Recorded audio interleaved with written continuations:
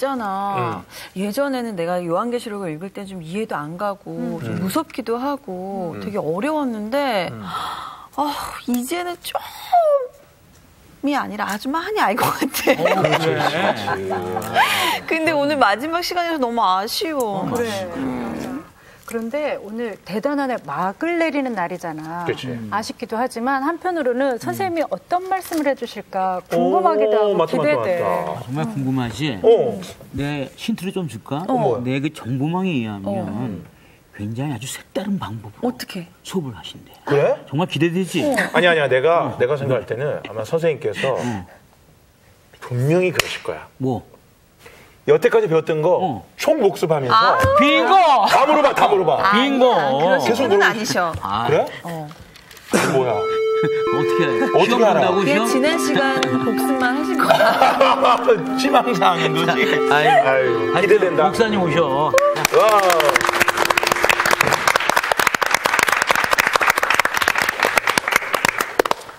안녕들 하셨어요? 네, 안녕하세요. 아, 이제 오늘 이제 이 과목 마지막 시간이네요. 여러분 즐겁죠? 마지막 시간이 왔습니다. 예, 늘 즐겁습니다.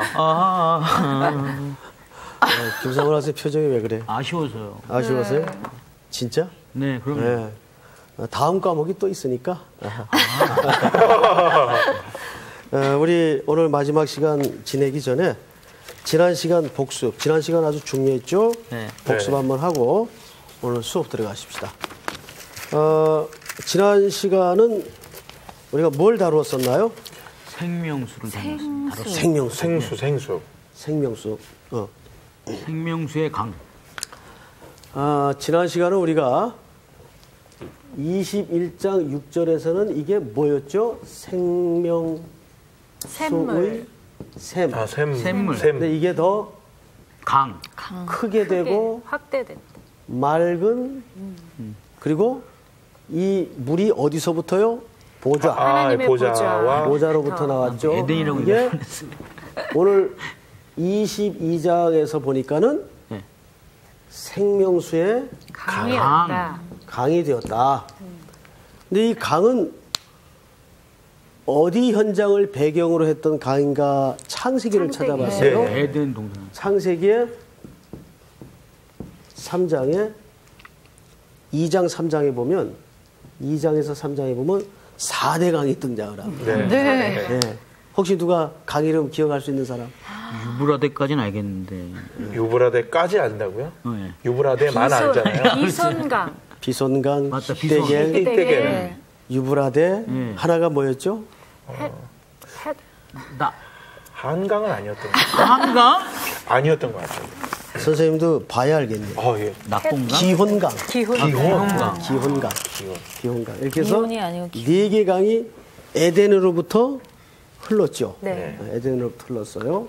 근데 그 강이 뭘 의미했던 것일까? 잘 모르겠어요. 그래서 우리가 어딜 찾아봤나? 에스겔서 47장을 찾아봤더니 이 강은 되살리고 치료하고. 그렇죠. 치료하는 약이 됐다. 약재. 재료로서 용도가 등장을 해요. 네. 그리고 여기에서 테라피라는 치료의 개념이 등장을 합니다. 그래서 계시록 7장에 보니까 이 강이 모든 만물을 새롭게 치료한다는 얘기가 나오죠. 치료. 네, 그래서 아하, 이 강은 이렇게 나쁜 강이 아니고 좋은 강. 우리 인류에겐 굉장히 좋은 정도를 넘어서 절대적으로 회복과 온전함을 위해 필요한 강이구나. 네. 근데 아직도 이 강이 뜻하는 바가 애매해요. 그래서 어디를 찾아봤죠? 요한복음을. 요한복음 몇 장? 7장. 7장. 네, 7장. 7. 7장을 찾아봤어요. 근데 7장에서는 이 강을 성령으로 묘사를 하죠. 보니까 성령께서 이루실 구원의 회복과 은혜와 넘침과 완성을 얘기하는 거예요. 이것이 지난주 우리가 공부한 주된 내용이었습니다. 이제 새록새록 다 기억이 나야 합니다. 이제 선생님이 나중에 이제 학기말고사 볼 때 이거 꼭 시험 문제 나옵니다. 네. 오늘은 좀 시간이 가더라도 마지막 시간이니까 계시록 나머지 부분을 한번 읽고 네. 읽고 오늘 본론으로 좀 들어가도록 하겠습니다. 자, 22장을 다 여세요. 선생님도 오늘 이거 강의 준비를 하고 이제 교실에 오면서 상당히 좀 감개가 무량했어요. 이 어려운 내용을 부족한 이 선생이 어떻게 우리 학생들하고 1년 시간을 이렇게 지내올 수 있었나. 첫째, 하나님의 은혜고, 둘째는 우리 학생들의 아주 진지한 수업 태도가 컸고, 그리고 또 이 공부를 위해서 수고해 주신 또 보이지 않는 많은 분들이 있어요. 그분들의 수고가 컸고 너무 이제 감사했어요. 자, 몇 절서부터 보시냐면 6절. 저기 정중훈 학생부터 2절씩 읽었어요. 2절씩. 또 그가 내게 말하기를 이 말은 신실하고 참된지라 주 곧 선지자들의 영의 하나님이 그의 종들에게 반드시 속히 되어질 일을 보이시려고 그의 천사를 보내셨도다. 보라 내가 속히 오리니 이 두루마리의 예언의 말씀을 지키는 자는 복이 있으리라 하더라. 이것들을 보고 들은 자는 나 요한이니 내가 듣고 볼 때에 이 일을 내게 보이던 천사의 발 앞에 경배하려고 엎드렸더니 그가 내게 말하기를 나는 너와 네 형제 선지자들과 또 이 두루마리의 말을 지키는 자들과 함께 된 종이니 그리하지 말고 하나님께 경배하라 하더라. 또 내게 말하되 이 두루마리의 예언의 말씀을 임봉하지 말라. 때가 가까우니라. 불의를 행하는 자는 그대로 불의를 행하고 더러운 자는 그대로 더럽고 의로운 자는 그대로 의를 행하고 거룩한 자는 그대로 거룩하게 하라. 보라 내가 속히 오리니 내가 줄 상이 4개 있어 각 사람에게 그가 행한 대로 갚아주리라. 나는 알파와 오메가요 처음과 마지막이요 시작과 마침이라. 자기 두루마리를 빠는 자들은 복이 있나니 이는 그들이 생명나무에 나아가며 문들을 통하여 성에 들어갈 권세를 받으려 함이로다. 개들과 점술가들과 음행하는 자들과 살인하는 자들과 우상 숭배자들과 및 거짓말을 좋아하며 지어내는 자는 다 성 밖에 있으리라. 나 예수는 교회들을 위하여 내 사자를 보내어 이것들을 너희에게 증언하게 하였노라. 나는 다윗의 뿌리요 자손이니 곧 광명한 새벽별이라 하시더라. 성령과 신부가 말씀하시기를 오라 하시는도다. 듣는 자도 오라 할 것이요 목마른 자도 올 것이요 또 원하는 자는 값없이 생명수를 받으라 하시더라. 내가 이 두루마리의 예언의 말씀을 듣는 모든 사람에게 증언하노니 만일 누구든지 이것들 외에 더하면 하나님이 이 두루마리에 기록된 재앙들을 그에게 더하실 것이요 만일 누구든지 이 두루마리의 예언의 말씀에서 제하여 버리면 하나님이 이 두루마리에 기록된 생명나무와 및 거룩한 성의 참여함을 제하여 버리시리라. 이것들을 증언하시니가 이르시되 내가 진실로 속히 오리라 하시거늘 아멘. 주 예수여 오시옵소서. 자, 21절은 우리 전체가 합독을 합니다. 시작. 주 예수의 은혜가 모든 자들에게 있을지어다. 아멘. 아멘. 오늘의 말씀은 요한계시록 54강 주 예수여 오시옵소서 송태근 목사님의 강의 시작합니다. 우리가 지금 읽은 분량이 상당히 많아요. 그렇죠? 네. 다른 강의 시간에 비해서 분량이 적지 않습니다. 그래서 이거를 우리가 이제 한 절 한 절, 한 단어 들여다볼 수가 없고 선생님이 3가지로 정리를 했어요. 여러분들이 좀 이렇게 딱 한눈에 확인하기 쉽게. 첫째,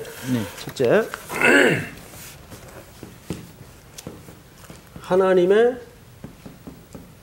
말씀과 권위의 확증. 지난 시간에 선생님이 요한계시록 9절을 말씀하면서 이런 얘기를 했어요. 실질적인 계시록의 본론은 지난 시간까지 다 끝났고 오늘 읽은 이 분량은 뭐에 해당한다고 그랬죠?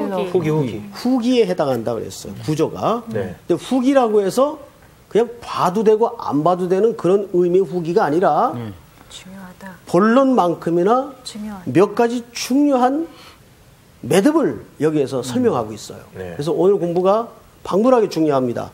아시겠죠? 네. 그래서 첫째는 오늘 이 전체 내용이 무슨 얘기를 하고 있는가 하면 하나님의 말씀과 권위의 확증에 대해 설명하고 있어요. 네. 그리고 크게 두 번째는 뭘 얘기하냐면 이 말씀을 하나님의 말씀을 지키는 자들의 복, 네. 복됨에 대해서 설명하고 있어요.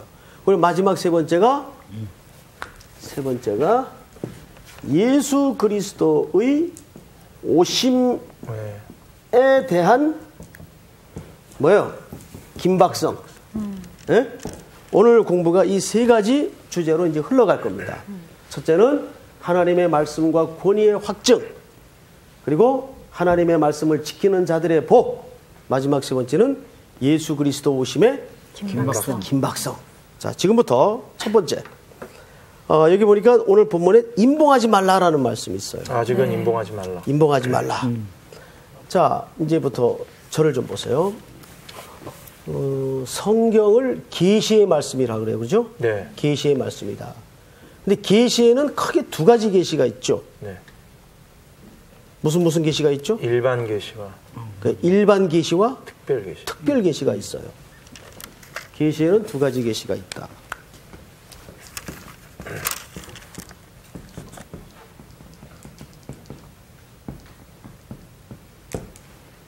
자, 일반 계시는 뭐예요? 일반 계시는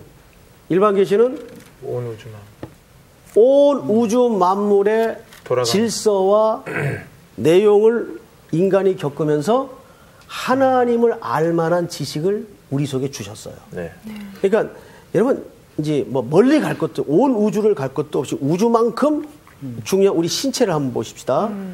우리 신체 구조를 딱 이렇게 보면은 뭐 호리호리한 사람이든 뚱뚱한 사람이든 긴 사람이든 짧은 사람이든 기본 구조가 있어요. 그죠? 근데 그 기본 구조를 하나하나 들여다보면 너무너무 신묘막측해요. 네. 그렇죠? 우리 몸에 불필요한 것들이 있을까요? 없을까요? 없어요. 불필요한 것들이 없어요. 근데 예를 들면 이런 눈썹 같은 건 폼으로 만들어 놓으신 것 같지 하나님께서. 아니죠. 자, 눈썹의 용도가 뭔지 아세요? 흘러내리는 땀이 눈으로 안 들어가게 우산 역할을. 나 그걸 왜 뽑고들 난리를 치는지 모르겠어요. 그러게요. 끝에만 약간 빼는 거죠. 그러니까 우리 몸에는 불필요해 보일 것 같은 이런 조그만 털 하나라도 하나님이 무심히 그냥 매달아 놓질 않았단 말이에요. 예. 다 설계를 하시고 용도가 있고 목적이 있어서 전부 설치를 하신 겁니다. 또 우주를 보세요. 여러분 우주 그 연구를 하는 분들 보면 놀라운 황금 비율이 있다는 거예요. 네. 그게 언제 3분의 1. 네. 이런 황금 비율이 있어서 우리 음악하는 사람들이 이 3분의 1의 비율을 통해서 음폭이 늘어난다는 거예요. 음악 전문가들 얘기를 들어보면 그게 맞다는 거예요. 그렇듯이 하나님께서 이 천체와 우주를 설계하는 데에도 놀라운 비율을 놓고 설계를 하신 거예요. 우린 그걸 잘 모르죠. 이제 전문적으로 연구하는 분들이 그걸 밝혀내는 것뿐이죠. 그렇듯이 하나님이 그런 온 우주의 질서를 통해서 우리에게 일반적인 계시를 하세요. 자, 근데 특별 계시는 뭐예요? 지금부터 제가 예를 하나 들게요. 제가 30초 동안 시작해가지고 30초 동안 제가 머릿속에 무슨 생각을 하나 할 테니까 이제 30초 후에 제가 물어볼게요. 시작! 네. 자, 30초 지났어요. 네. 지났다고 치고. 빠르다. 30초가 의외로 길어요. 가만히 있으면은. 제가 지금 머릿속에 무슨 생각 했죠? 들으려고 했다면서요.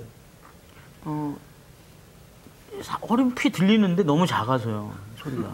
이제 여기서 이제 2단이 나오고. 자, 상훈학생. 무슨 생각했는지 죽었다 깨어나도 알 수 있어요, 없어요? 없죠, 예. 없죠. 이제 미국에 있는 우리 아들 생각을 했어요. 이 녀석이 가서 영어로 잘 듣나, 수업은 똑바로 하나. 잠깐이지만 아들 생각을 했어요. 자, 지금은 내가 30초 동안 무슨 생각했는지 알아요, 몰라요? 아들 생각하셨습니다. 알죠? 네. 어떻게 알았죠? 얘기했어요. 얘기하셔. 내가 열어줬으니까 알았어요. 이게 계시예요. 계시의 성격은 안 보여주면 모르는 거예요. 그런데 보여주어야 아는 게 계시입니다. 이해가 되죠, 여러분? 네. 그러니까 성경에는 일반 계시가 있고 특별 계시가 있어요.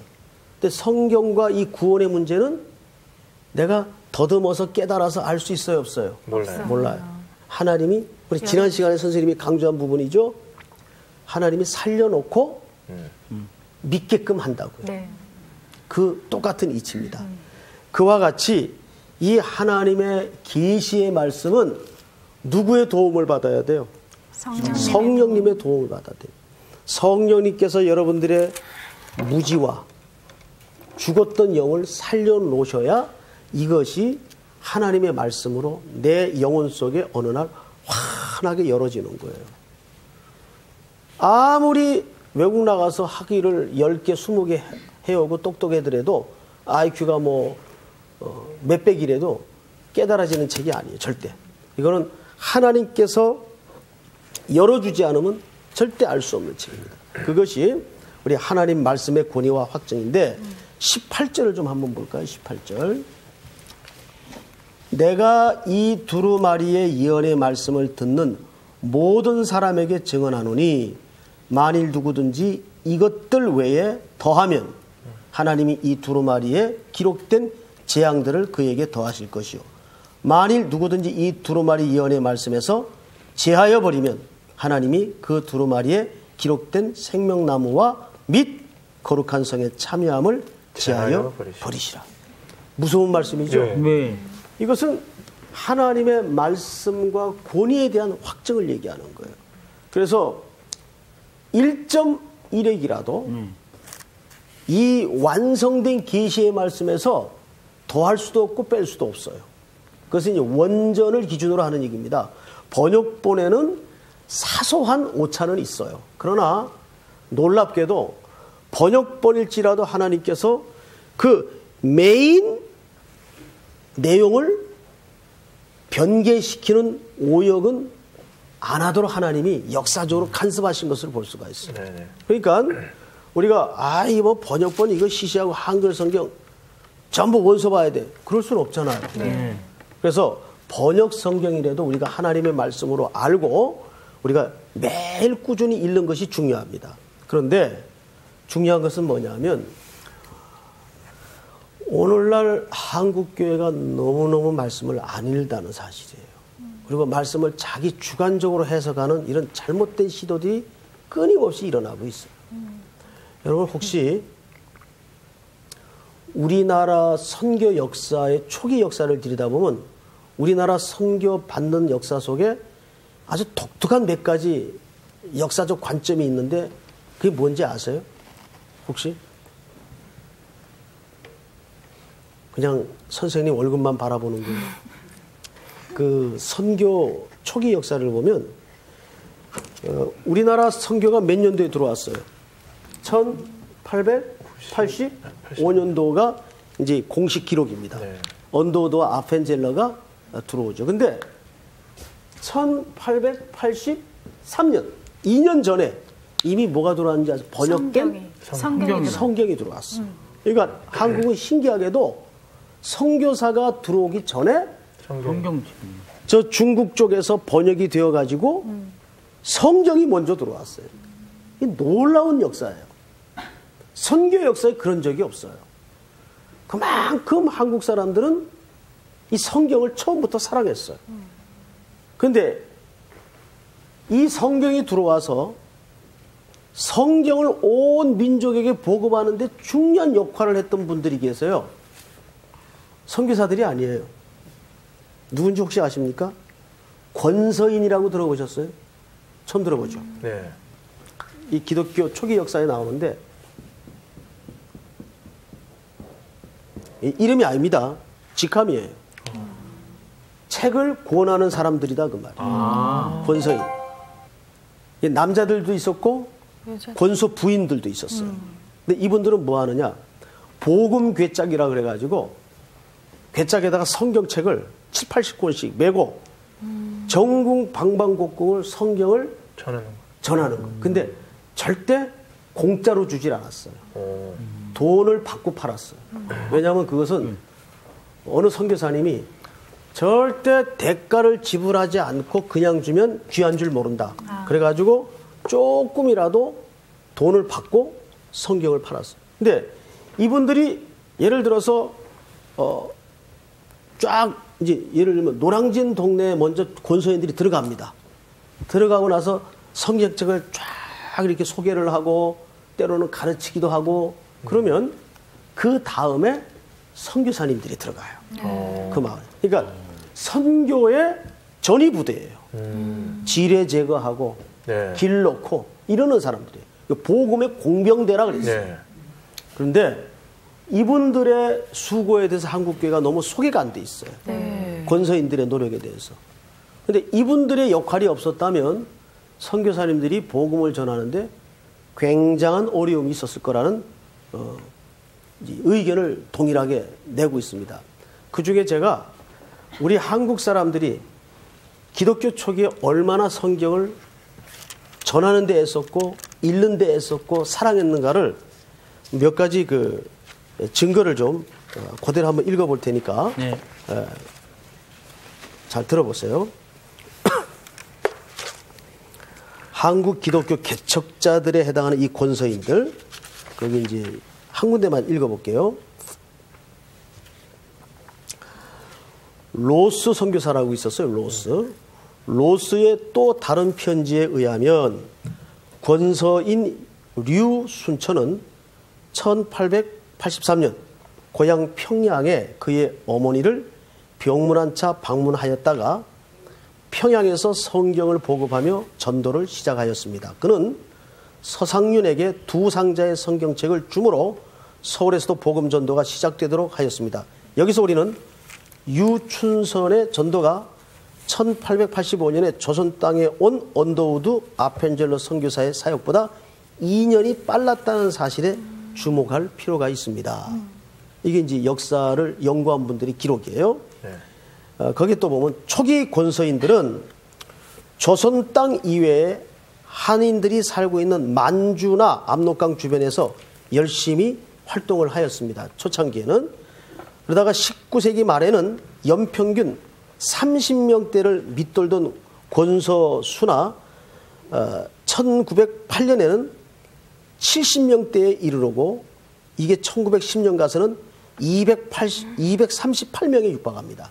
이 권서인 수가 자꾸 늘어나는 거예요. 처음에는 30명, 그 다음에 한 얼마 있다가 70명으로 늘어나고 2년 있다가 238명으로 이 성경을 팔고 전하는 자들이 늘어났단 말이에요. 근데 재밌는 게 권서인들을 이제 선교사들이나 이제 기독교에서 선발을 할 때 몇 가지 기준이 있어요. 어떤 사람들을 권서인으로 뽑느냐. 1. 격심한 육체 노동에도 견딜 수 있는 강인한 체력을 갖춘 자. 이 끝없이 돌아다녀야 되니까. 두메산골을 넘고 강을 넘어야 되니까. 매부 또 짐도 매야 되니까. 그렇지. 그다음에 두 번째, 영혼을 구원하고자 하는 특심한 열정을 소지한 자. 세 번째, 주위로부터 칭찬을 받는 덕망을 갖춘 자. 네 번째, 돈의 유혹에 잘 빠지지 않는 자. 다섯 번째, 한문을 잘 알고 어느 정도의 지식 수준을 갖춘 자. 그래서 권서인이 되려고 지체 높은 분들 만나면 그래도 말이 통해야 될 거 아니에요. 그렇죠. 그러니까 노노, 맹자, 중국 고전들을 이분이 따로 또 배워요. 이야. 성경을 팔기 위해서. 이 말이 통하게 하기 위해서. 그런 노력이 있었어요. 그리고 성경을 달달달 외워가지고 다녔어요. 그리고 성경을 모르는 사람들은 가르쳐, 심지어는 글 모르는 사람들은 글을 가르쳐 줘가면서 성경을 팔았어요. 그러니까 이분들의 그 기독교 초기 선교사들의 나팔수 역할을 한 겁니다. 이제 여러분들 그 해가 바뀌면 결심들 하잖아요. 근데 작심 며칠이에요? 3일. 자, 따라서 하시면 작심. 평생. 우리 이 사자성어를 바꿉시다. 작심 평생. 내가 성경을 읽기로 했으면 이 성경을 적어도 1년에 우리 예수 믿는 분들은 한 번은 읽어야 돼요. 그리고 우리 또 성서 학당의 학생들은 2번 이상은 읽어야 돼요, 사실. 그래야 이 공부를 또 따라갈 수 있지 않겠어요? 예. 그래서 오늘도 이 계시록을 마감하면서 이 성경 기자가 뭘 지금 강조하고 있어요? 하나님의 말씀을, 그 권위를, 그 확증됨을 강조하고 있잖아요. 그리고 두 번째로 11절부터 한번 볼까요? 자, 11절부터 여기 보시면 10절부터 읽죠. 10절부터. 또 내게 말하되 이 두루마리에 예언의 말씀을 임명하지 말라. 때가 가까우니라. 불의를 행하는 자는 그대로 불의를 행하고 더러운 자는 그대로 더럽고 의로운 자는 그대로 의를 행하고 거룩한 자는 그대로 거룩하게 하라. 자, 여기 전부 행위를 강조하죠. 네. 말씀을 순종하고 지켜라. 네. 그리해야 구원을 받는다. 그 얘기일까요? 아니죠. 아니요. 여러분, 아주 쉬운 예를 하나 들죠. 어느 그 여자 노예가 있었어요.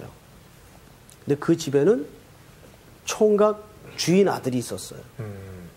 아주 어질고 착한 아들이 하나 있었어요. 그러니까 맨날 이 여자 노예는 발 씻는 물 떠다 드리고 밥도 지어다 드리고 노예니까 그냥 해야 돼요. 네. 의무적으로. 네. 예? 네. 그런데 어느 날 이 주인 아들이 그 가여운 여자 노예를 네. 사랑하게 됐어요. 아이고. 뭘 아이고 사랑하게 됐어요. 왠지 느낌이 추노 같은 느낌이. 뭐 같은 느낌이라고요? 아, 추노라고요. 예.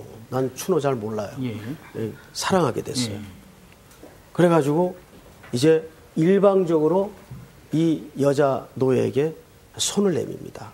일방. 그 여자 노예는 너무너무 황송한 사건이 벌어진 거죠. 네. 그런데 어쨌든 둘이 부부로 맺어졌어요. 그 극진한 주인 도련님의 사랑에 이 여자 노비도 마음이 감복해서 지금까지는 두렵고 떨리고 그저 내가 의무적으로 섬겨야 되는 분으로만 이해를 했는데 이제 서로 사랑하는 마음이 생성이 된 겁니다. 그럼 결혼을 하게 되었어요. 결혼을 했는데도 일은 달라졌을까요? 똑같을까요? 똑같죠. 일은 똑같죠. 네. 여전히 남편을 섬기는 일은 있겠죠. 네. 옛날에 하던 일도 그대로 하겠죠. 네. 그런데 똑같은 일인데 차원은 다르죠. 다르죠. 어떻게 달라졌을까요? 마음가짐이 다르죠. 이 얘기를 해보세요. 네? 이 얘기를 해보라고. 그때는 노동이라고 생각하겠지만 이제 결혼하고 나서는 그게 하나의 기쁨으로 다가오네. 바로 그 얘기입니다. 네. 여기서 계시록에서 이 말씀을 지키는 자는 복이 있다 그 말의 의미는 이런 뜻입니다. 여러분 산상수훈이라는 성경이 있어요. 거기 보면 복 있는 사람은 그러니까 심령이 가난한 자는 복이 있나니 천국이 저희의 것이며 이렇게 돼 있죠. 근데 그 마카리오스라는 복이라는 말이 원래 복이 있도다 심령이 가난한 자요 천국이 너희 것이며 이렇게 돼 있어요. 네, 어순이 바뀌었다고요. 어순이 근데 우리가 이제 번역 과정에서 이 어순이 바뀌어져 있어요. 네. 그러니까 원래는 복이 있도다 심령이 가난한 자여 천국이 너희 것입니다. 이렇게 돼 있어요. 그러니까 심령이 가난한 자체가 뭐란 뜻입니까? 복이다. 복이란 뜻이에요. 네. 그러니까 이거는 원천의 복을 얘기해요. 그러니까 심령이 가난해져야 복이 있다 그 말이 아니에요. 이해가 됩니까, 여러분? 네. 그러니까 오늘 이 계시록 22장에서 말씀을 지키는 자의 복에 대해서도 한 이야기는 뭐냐면 예수 그리스도의 보혈의 공로로 눈뜸을 경험하고 주님 안에서 그 사랑을 입은 자들은 이 말씀을 자연스럽게 지킬 수밖에 없다 그 말이죠. 제가 그 요한복음 15장 설명을 하면서 그런 말씀을 드렸어요. 열매를 맺자가 우리의 주장일 수가 없어요. 가지가 포도나무인 예수님께 접붙여져 있으면 열매는 저절로 맺는 거예요. 저절로.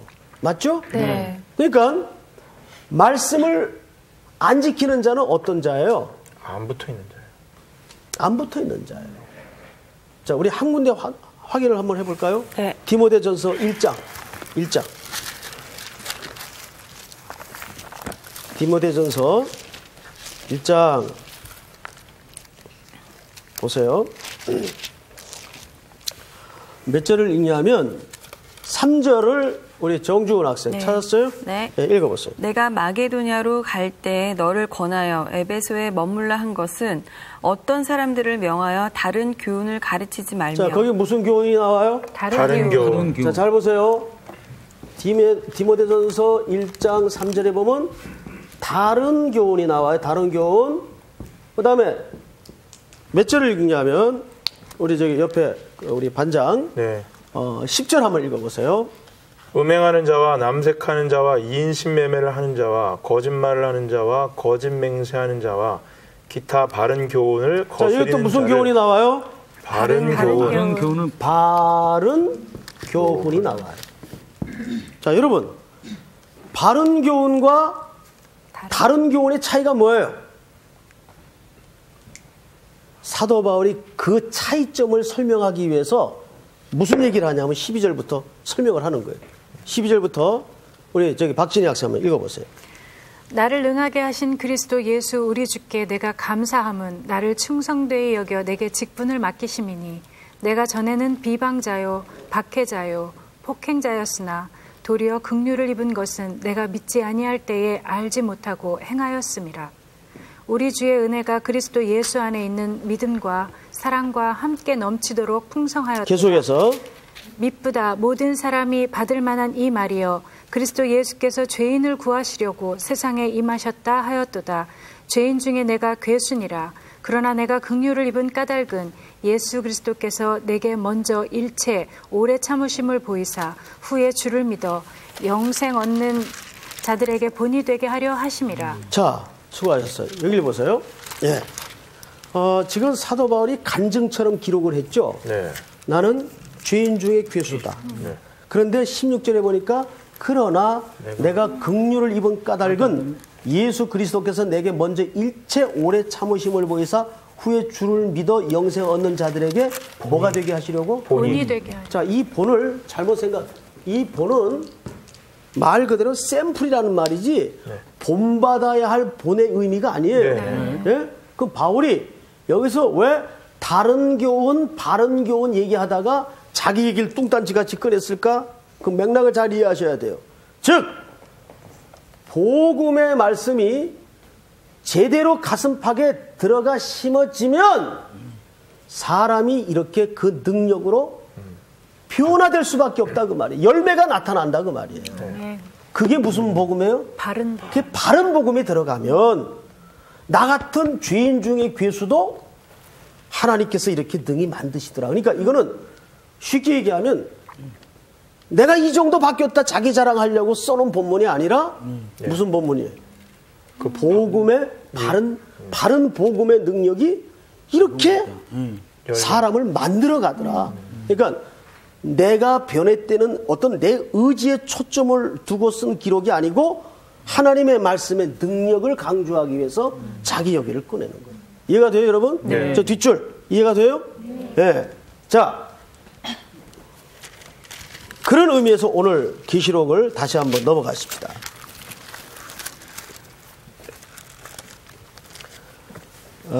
22장 몇 절을 보시냐면 12절을 한번 누가 김상훈 학생 읽어보세요. 보라 내가 속히 오리니 내가 줄 상이 내게 있어 각 사람에게 그가 행한 대로 갚아주리라. 자, 이런 말 들으면 행한 대로 갚아주자.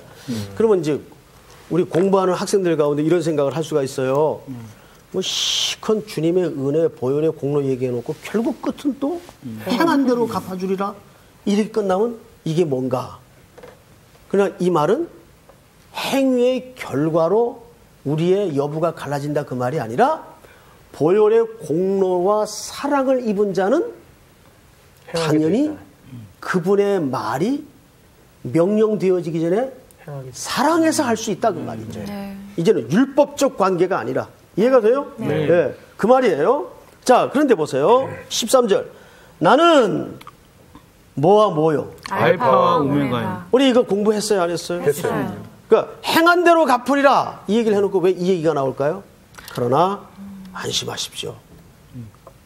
여러분들에겐 조건과 근거와 실력과 여지가 없을지라도 그리스도의 보혈의 공로와 그분의 말씀의 능력이 알파와 오메가 되게 하실 것입니다. 아멘. 이 약속을 이렇게 하는 거예요.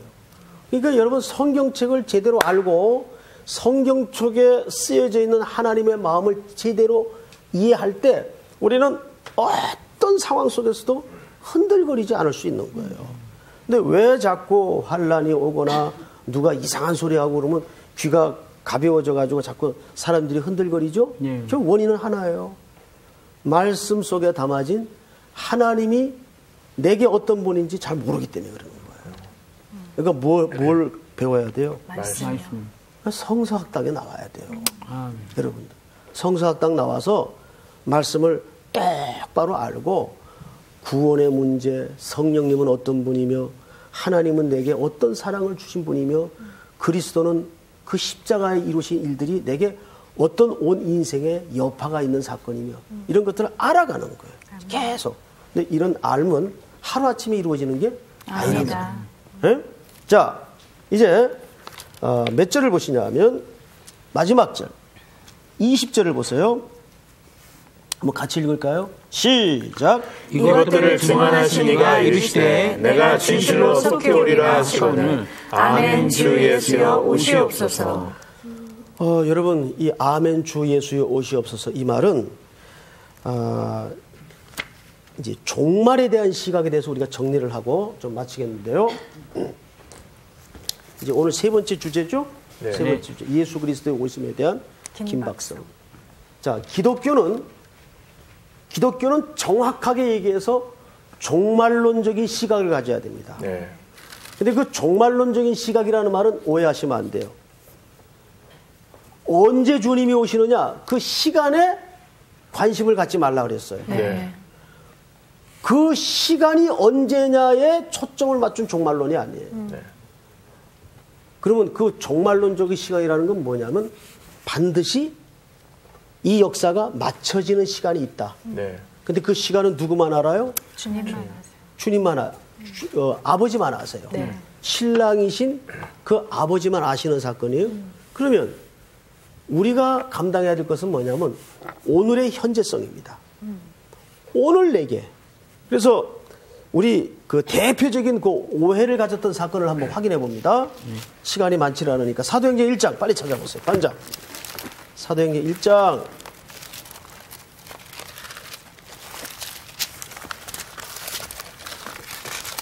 7절을 읽어보세요.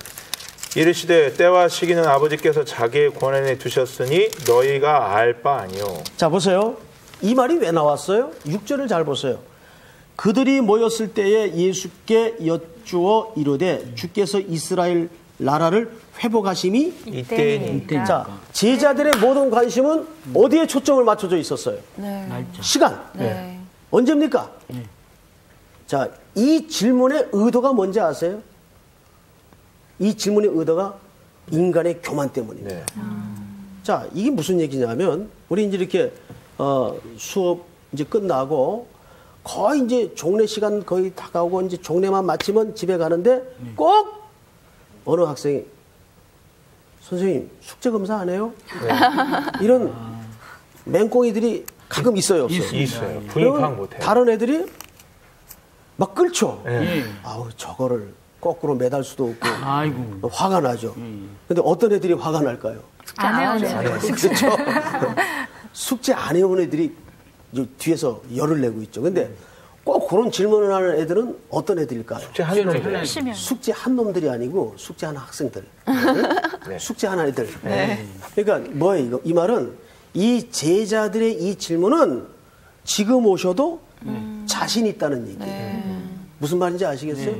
지금 주님이 오셔도 우리는 준비됐다 그 말이에요. 맞을까요, 과연? 아니죠. 그렇지 않습니다. 항상 주님이 오시는 거는 베드로서에 보면 더디 오시는 것 같다 그랬어요. 물론 주님은 정확한 시간에 오세요. 누가 더디 오는 것 같아요? 인간이 생활. 예, 환란 속에 있는 사람들, 고난 속에 있는 사람들은 더디 오는 것 같아요. 그런데 그래서 양극이 있어요. 양극. 교만한 사람들은 지금 안 오시나? 그러나 환란이 있는 사람들도 뭐예요? 환란이 있는 사람들도 지금 오셨으면 좋겠어요. 그죠? 네. 근데 이제 질퍽거리는 사람들은 조금 늦췄으면 좋겠죠. 그래서 대개 인간이 양극단의 종말적 시각을 갖고 있어요. 네. 그런데 문제는 성경은 이쪽에 관심이 없다는 겁니다. 성경은 언제나 주님은 어느 날 오신다. 그래서 그 어느 날을 위해서 우리는 매일매일이 뭐처럼 살라고요? 마지막인 것처럼. 네. 항상 그래서 우리 기독교인들은 늘 마지막처럼. 오늘이 마지막처럼. 그래서 오늘 주님이 구름 타고 천군 천사를 대동하여 오시더라도 내가 맞을 준비가 되어 있는 기름을 준비한 처녀처럼 삶을 살아야 된다. 그 말이에요. 이해가 됩니까, 여러분? 네. 그런 그리움, 그런 기다림. 그래서 누군가 존 칼빈이라는 분은 이런 얘기를 했어요. 신앙과 믿음은 긴 기다림의 싸움이다. 그렇죠? 네, 오늘 우리 성도들이 처한 현실이 힘들고 어렵고 외롭고 또 별 하나 보이지 않는 깜깜함 속에 있다 할지라도 항상 소망이신 주님, 다시 오실 주님, 그것은 역사의 현장 속에 반드시 일어날 사건임을 믿고 모두가 승리하는 우리 학생들이 될 수 있기를 주님의 이름으로 축복합니다. 아멘. 오늘 수업은 여기서 마치는데 오늘 마치면서 우리 학생들하고 좀 같이 부르고 싶은 찬송이 하나 있었어요. 그게 뭐냐면 주님 다시 오실 때까지 다 부를 수 있겠어요? 지난주에 예고하셨죠? 그렇죠. 예. 제가 또 악보를 다 준비했습니다. 이 반장이 아주 준비를 잘한 거예요. 제가 한 건 아니고요. 누가 했어요? 이거? 예. 뭐 아무나. 기타를 준비 안 했습니다. 자, 우리 주님 다시 오실 때까지 우리 반주가 없으니까 그냥 우리 생음악으로. 자, 누가 한번 첫 입을 잡아보고 우리 그 찬송으로 오늘 수업을 마치도록 하겠습니다. 네. 주님 다시 오실 때까지 나는 이 길을 가리라. 좁은 길 나의 십자가 지고 나의 십자가 지고 나의 가는 이 길 끝에서 나는 주님을 보리라. 영광의 내 주님, 영광의 내 주님, 나를 맞아주시니 나를 맞아주시니. 주님 다시 오실 때까지, 주님 다시 오실 때까지 나는 일어나 달려가리라. 주의 영광 온 땅 덮을 때 나는 일어나 노래하리. 나는 일어나 노래하리. 내 사모하는 주님, 내 사모하는 주님, 온 세상 구주시라. 온 세상 구주시라. 내 사모하는 주님, 영광의 왕이시라. 영광의 왕이시라. 영광의 왕이시라. 이 찬송의 고백이 여러분의 평생의 노래가 되기를 축복합니다. 아멘. 감사합니다. 감사합니다.